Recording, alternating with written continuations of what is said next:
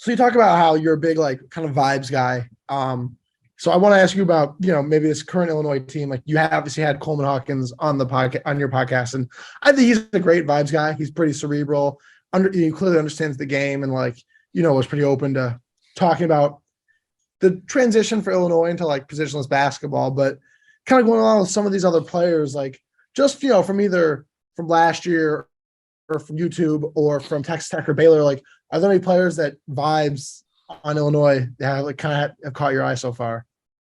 Yeah, so I really like this roster in general, to be honest with you. That's sort of like where the ongoing theme of me really hyping up Illinois, like that's from a very genuine place. Like I make a lot of the Field of 68 like rankings that we've been doing in the off season, and I'm constantly higher on Illinois than everybody else is. Wait, so time out real quick. Were you the one who did not rank Ayo Dosunmu as a top 25 player of the last decade? And I played a hand in that. I played a hand in that for sure. Yes. And you instead ranked RJ Barrett in the top 25. RJ's numbers were crazy his 1 year, I will say. I mean, look, people had a lot of gripes with that list. I don't think Ayo was close. Like Cassius Winston wasn't on the list. I heard a lot from Michigan State fans on that. Sim and I were sending that list back and forth, I think, every day. Like, this is awful. Who's making this list? I just didn't know the criteria. It's tough. To be fair, we had no defined criteria. And also so the way those lists work, because I run the Field of 68 social accounts basically. And when Doster and Goodman talked to me about like what they want from that, and they started talking about rankings and lists and graphics like that on a regular basis, I'm like, okay, but I'm not making them. Like we need to have like a task force. This will be a democracy. So that's what has happened. Like there's 20 people involved that I pose a topic to. Everybody shoots the shit for like 24 hours. We come up with a list that everybody gives a thumbs up to, and then we go. So I won't reveal the names, but it was a 20-person list that left certain people out. It wasn't like there was no thought, and I went rogue on that. But yes. Anyway, so with all of that, I'm higher on Illinois. Like anytime we're doing best transfers, best players, like I like this Illinois roster a lot, to the point that like I was getting made fun of by a lot of the other media people I work with the Field of 68 for this. So I kind of leaned into that, and that was before Illinois fans knew who we were really watching our shit. Now it's become a thing where like, okay, it's good when Illinois does good for us, right? But I like these players. Like that's a genuine thing. I think Terrence Shannon's a killer. I think he has a really untapped potential to his game. Like people want to say he's just a second option at best. I see a lot more than that. I think like Texas Tech to me obviously is a winning system, especially defensively, but I don't think it's necessarily a great offensive system to showcase guys. I think that Mark Adams kind of runs like a nobody eats, so everybody eats offense. Like I think if Terrence Shannon is thrown in a first or second option role, he can be really, really good and has some playmaking upside. So I love him. And that's aside from his vibes. If we want to talk vibes, like Terrence Shannon's one of the swaggiest players in the country. I'm devastated he's not at Michigan, quite frankly. Like I really think he's that good. Oh yeah. How did that dinner go? Horrible, clearly. I mean, but again, like maybe more people than just Hunter and the Howard family should have been at that dinner. Like maybe, I don't know who the coolest player on Michigan Jalen is. Llewellyn. Oh God, no. Ian Burns. Yeah, probably Ian Burns, or like I was gonna say Terrence Williams, but then I like stuttered and realized that's a horrible answer. Michigan doesn't have many cool players. Nunez, he's gone though. He was in like a TikTok house in California all summer. No chance he was at that dinner.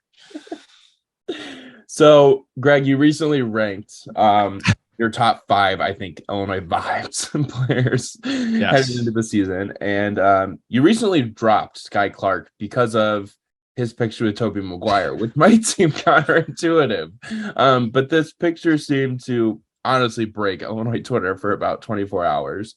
Do you want to reveal your top 5 Illinois vibes players, and then Sim and I can follow that up with maybe a more in tune ranking of Illinois basketball vibes? Yes, although I will say there's an update to this, and we're gonna address this Monday. But my current top 5 from 5 through 1 now is Coleman Hawkins at 5.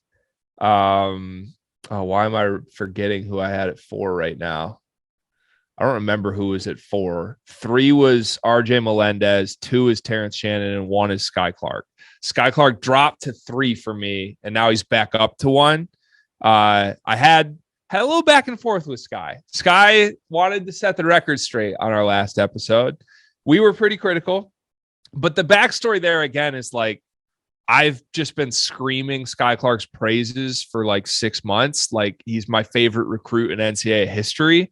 Like, everything about the kid I've loved. Everything, literally. He's the coldest player in the country. I'm super excited to watch him. That's not a joke. And then that picture with Toby comes out, and honestly, my gut reaction and my feel looking at that was like, okay, this is funny and cool, but also like, Sky's doing way too much, man. Like, he's just doing way too much. I can't go a week without seeing Sky in some random thing with some random new accessory or random new non-basketball related thing happening. And it just got a little worrisome to me as a Sky Clark guy. Like, this is too much. Let's just slow it down a little bit. Let's just focus on the 55 and the baggy tees, whatever. So we kind of put that out. We kind of grilled him for it. And, you know, if you don't listen to our stuff, like, all right, we're comedic, right? Like, we make fun of people. That's what we do on our show. So it was not meant with any malice. It was just kind of funny. And again, I'm a Sky Clark guy, but it made its way to Sky. Coleman Hawkins commented on it. It was like, I need to come back for part 2. So maybe that'll happen. I don't know. But Sky watches this, and I'm not kidding. He sends me like a 5-paragraph essay DM addressing every critique that I had of who he is as a person. So he was extremely respectful. Like, there is a backstory to his family knowing Toby McGuire. We roasted him for having 5 of his toes painted in the picture. Yes. And he addressed that and thought was weird. Well, he addressed that. He gets pedicures because his feet are so beat up. They have been for years from all the hooping.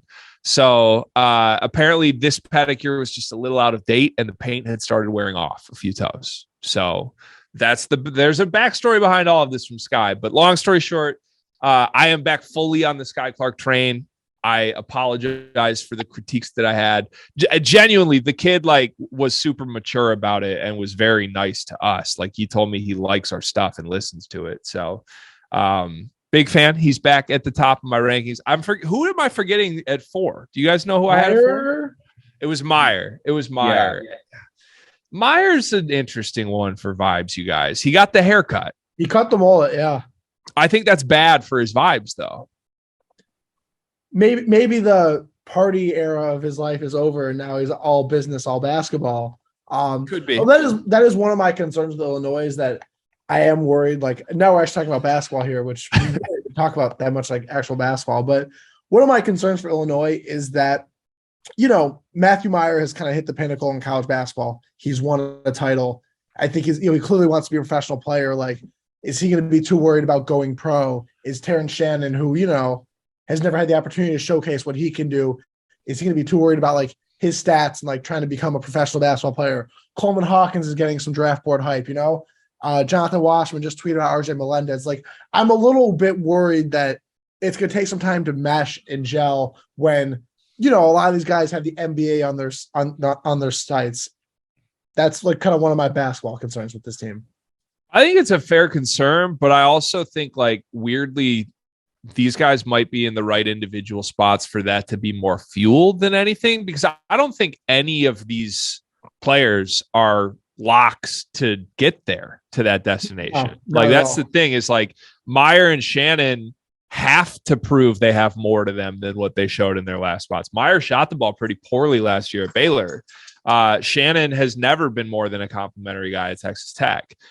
And like, I think they're both individually capable, but they definitely have to show it. Hawkins is getting the buzz, but like, I think Hawkins is one of the more controversial guys in the Big Ten to Big Ten fans because non-Illinois fans don't take him seriously at all.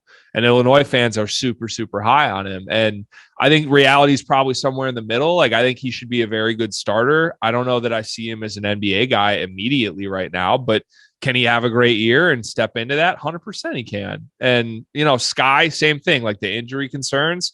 People have their doubts what he's going to look like. Like, Kentucky wanted him end of the day. So like, we know he can play if he's healthy, but he still needs to come in and prove all that. And Melendez, again, like, could he be the next Johnny Davis? Maybe, but he's got to do it. So I think that'll fuel them. The concern for me, sorry to just take over, but did you guys see the Ty Rodgers stuff yesterday that came out? Depends. Are you talking about him playing point guard? Yeah. A lot this coming year. Yeah, that's been floated around a lot throughout the summer. I'm telling you guys right now, that's a horrible sign for where this team is. If in the middle of August, the reports coming out are that Ty Rodgers is going to play a lot of point guard, that's horrendous, fellas. He's not a point guard at all. I'm very familiar with Ty Rodgers' game. He's cerebral. He can do a little bit of everything. He is a winning basketball player. He should not be anywhere near on ball in year one for this team. He's just not that at all. I would counter that with he was the starting point guard for the U18s or the U17s or whatever it was. He wasn't really the starting point guard. Starting point guard. Fine. We don't have to call him the starting point guard. I agree with you. I don't think you want him to be your like lead facilitator on this coming team, but I do think he can handle it for stretches. But I also think the way Illinois is going to play, it's like not going to necessarily matter too much who's at point guard because they're just not going to play position wise at all on offense.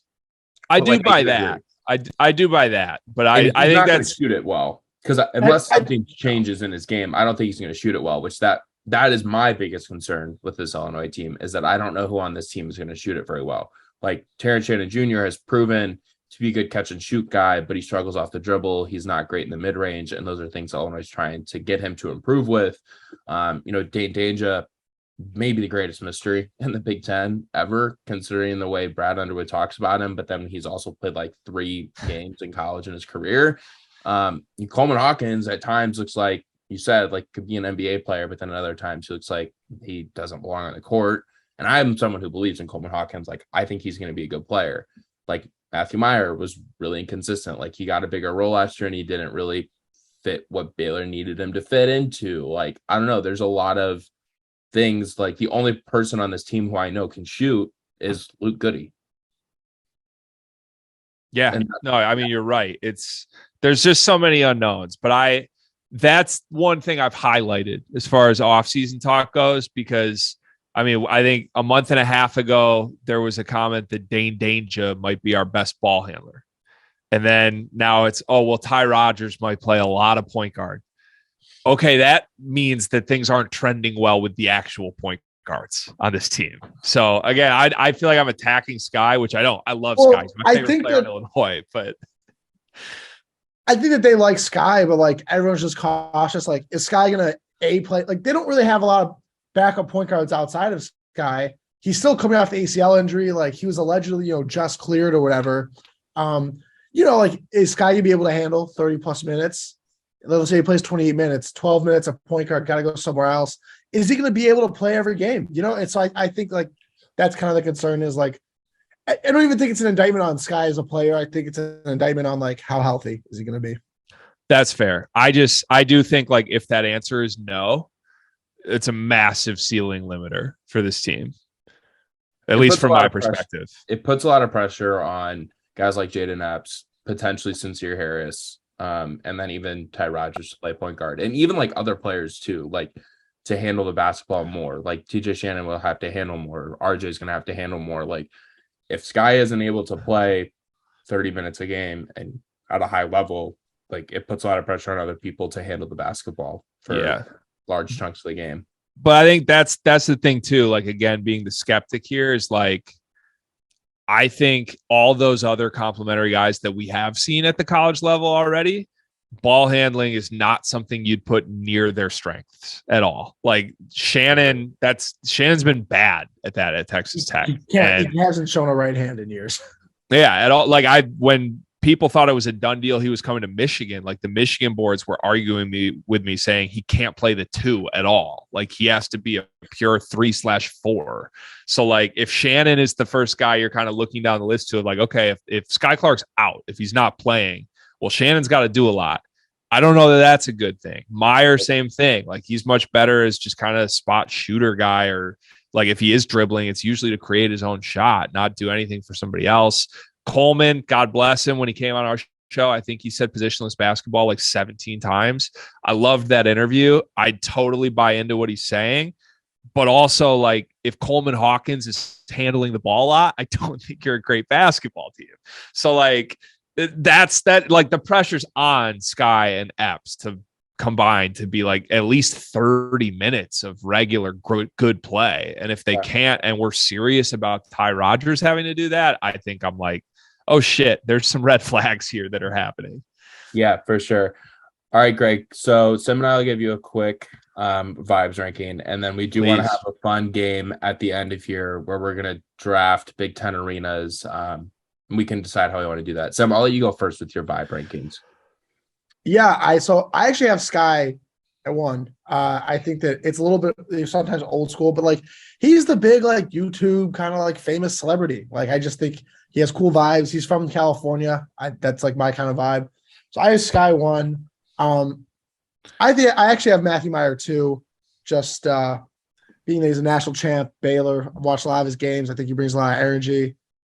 I have Coleman 3, another West Coast kid. Pretty smart and cerebral. And he's like, if you're open to going on the Sleepers Media podcast, you have good vibes. That's kind of and then at 4, I'll put Terrence Shannon at 4. Texas Tech, Chicago. He's got the Chicago swag to him, which is a Chicago kid I like. And then I'll put Luke Goody at 5. As a deep down as an Indiana basketball fan, like he kind of resembles what Indiana basketball is and should be. Still the classic shooter. Grow up in kind of a farmish area. So I gotta give Luke Goody a shout out there. All right, I'm also going to put Sky number 1, but I am more aligned with Greg last week where you had him dropped a little bit. I'm not all in on the whole, like Air Monarchs working out with Fletch and workouts. A couple weeks ago, I was at the gym and there's some guy who's like in his 50s and 60s working out next to me, and he's got Air Monarchs on. And no joke, I snapped a picture of him and sent a picture to Sim and was like, I'm working out next to Sky Clark today. So maybe get rid of the Air Monarchs and just get back to regular sneakers. But I'll also go Sky 1. I'm also going to go Matt Meyer 2. When you are commenting on famous TikTok people and she's sharing it on her story and saying go Illini on her social media like Matt Meyer is with Caleb Patterson, that puts you number 2. So he's going to go number 2 strictly because it appears he has a relationship with Caleb Patterson. I will go RJ Melendez 3. I really like the way RJ just like, I don't know, he's kind of quiet, but he's got a nice like outspokenness to him at the same time, where his accent just is awesome at the same time. I just love listening to him talk. It's very just kind of vibey, I guess you could kind of say.